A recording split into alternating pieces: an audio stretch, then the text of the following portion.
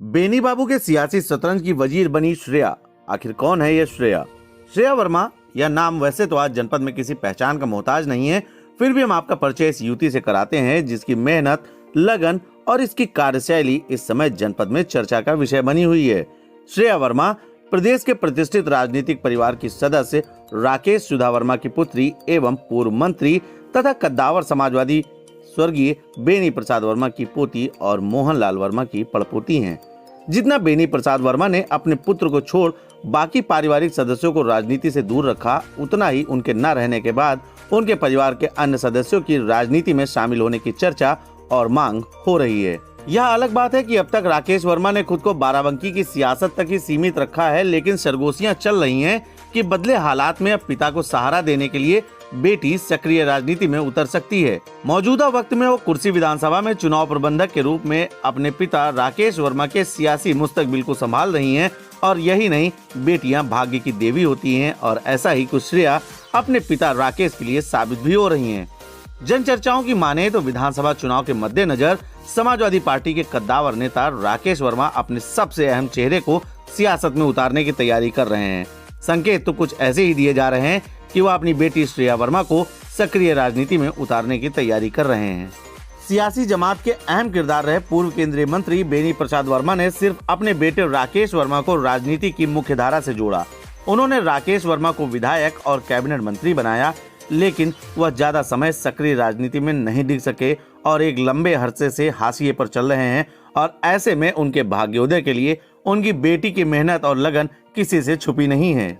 पिता की सियासी जिंदगी में चमक बिखेरने वाली उनकी बेटी हर उस चौखट पर दस्तक दे रही है जहां की जनता राकेश वर्मा को सदन तक पहुंचाने में पथिक साबित हो।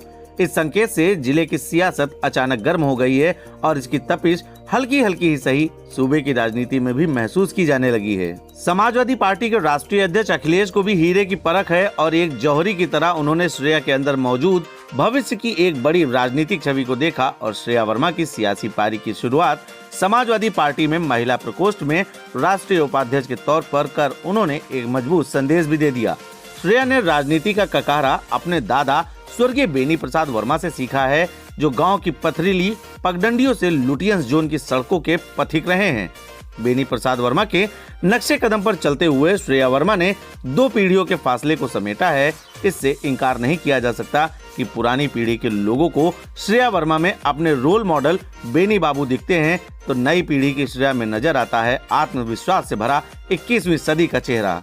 श्रेया का अंदाज, लोगों से आत्मिक लगाव, बुजुर्गों का सम्मान, बिना थके बिना रुके अपने मिशन की ओर बढ़ना बेनी बाबू की याद दिलाता है। अब अक्सर ऐसी बातें कही जाती हैं कि बेनी बाबू और राकेश वर्मा के परिवार की विरासत को कोई मजबूती से संभाल सकता है, तो यह हुनर और सामर्थ्य श्रेया वर्मा में है।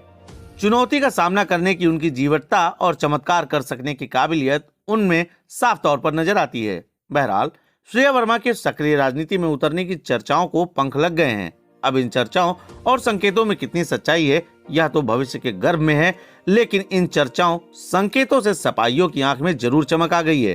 खासकर सूबे में युवा और सपा कार्यकर्ता इन दिनों उत्साह से लबरेज हैं। दबी जुबान ही सही, वह यह कहने से भी नहीं चूक रहे कि श्रेया वर्मा के नेतृत्व में इस दफे सूबे में सपा सबसे ज्यादा मतों से यदि कोई सीट जीतेगी तो वह कुर्सी विधानसभा की होगी, जहां से उनके पिता को समाजवादी पार्टी के मुखिया अखिलेश यादव ने उम्मीदवार बनाया है।